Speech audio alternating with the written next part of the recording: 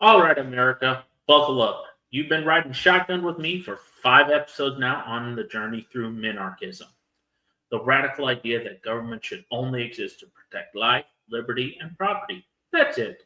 No bloated budgets, no endless regulations, and definitely no Department of Energy deciding what kind of dishwasher you're allowed to own. Just cops, courts, and national defense. So today, we're asking the big question, the $1 million question. Would a minarchist America be more free or more fragile? Let's break this down. Now we're gonna go over what we would gain first.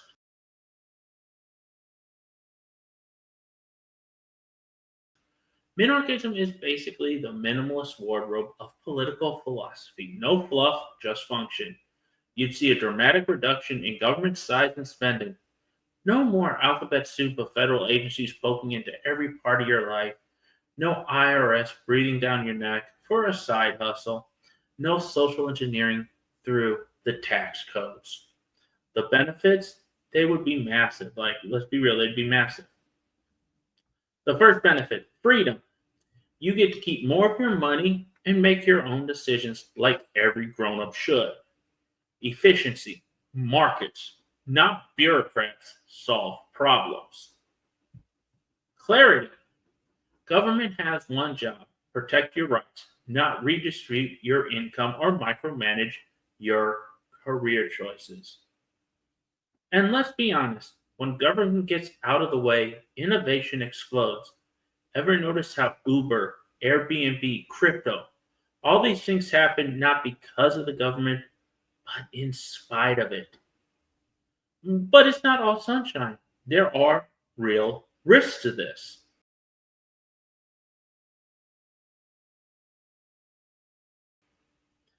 But here's the deal: freedom ain't free. And I'm not talking about a military slogan. I'm talking about the trade offs of shrinking government down to its constitutional underwear. Everything in life is a trade off at the end of the day.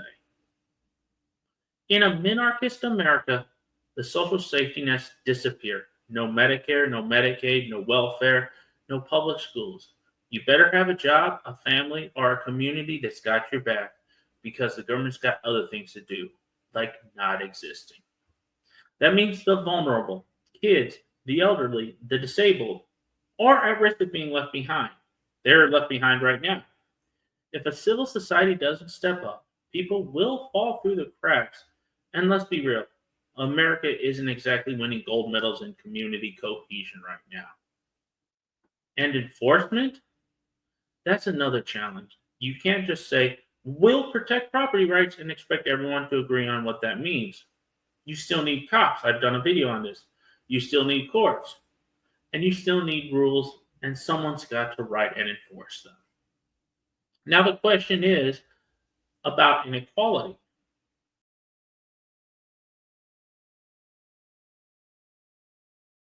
And let's talk about the elephant in the room. And that elephant is inequality.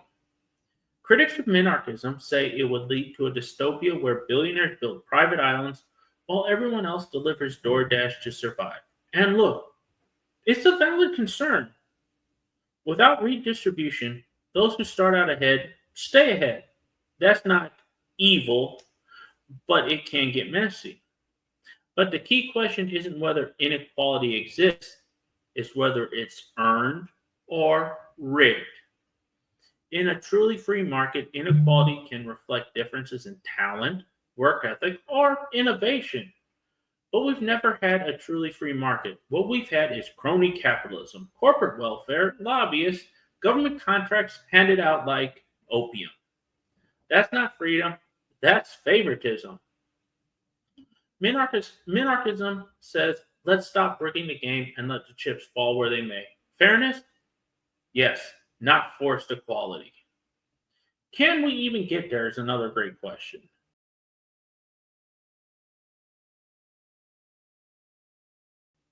Now let's talk feasibility because theory is cute, but reality hits harder. Culturally, politically, a lot would have to change in this country. America's addiction to government. Every crisis is met with another program, another regulation, another $1 trillion. You think politicians will vote themselves out of power? That's like asking a dog to vote for a leash. To even start moving towards minarchism, we would need the following things: a cultural revival of self-reliance. That's the first one. Private charities ready to replace public welfare. That's number two. Number three, an education system that teaches critical thinking, not dependency. And number four, and most of all, a population that doesn't demand safety over liberty every time something scary happens. It's not impossible, but it's uphill in a snowstorm with weights on and is below zero. So, last question: more free or more fragile?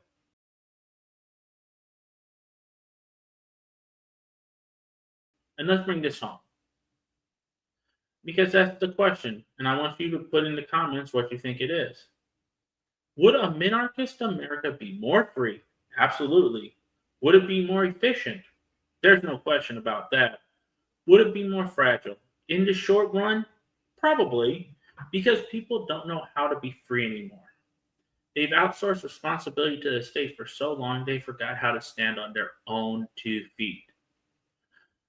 But fragility isn't failure, it's a challenge. It's a test, and like all tests, it reveals the character of a person. If America wanted minarchism, if they demanded it and prepared for it, the country could not only survive, it would thrive. Freedom isn't the absence of rules, it's the presence of responsibility. So the real question isn't, would America be more fragile? It's, are Americans strong enough to be free? Now, I really want you to think about that. Like sit here and let that marinate in for a minute and just really think about it. Thanks for tuning in to Are You Smarter Than a Libertarian? If you made it through all 5 parts of the Minarchism series, congrats! You're officially more informed than 99% of your Twitter and TikTok feed. Don't forget to follow, rate, and share this episode. And if you want even more unfiltered truth, we're streaming on Spotify, Apple Podcasts, and iHeart Radio. Thank you very much for watching. New videos drop every day. My podcast can be found on Apple Podcasts, Spotify, and iHeartRadio Podcast. Until next time, stay free, stay informed, and stay accountable.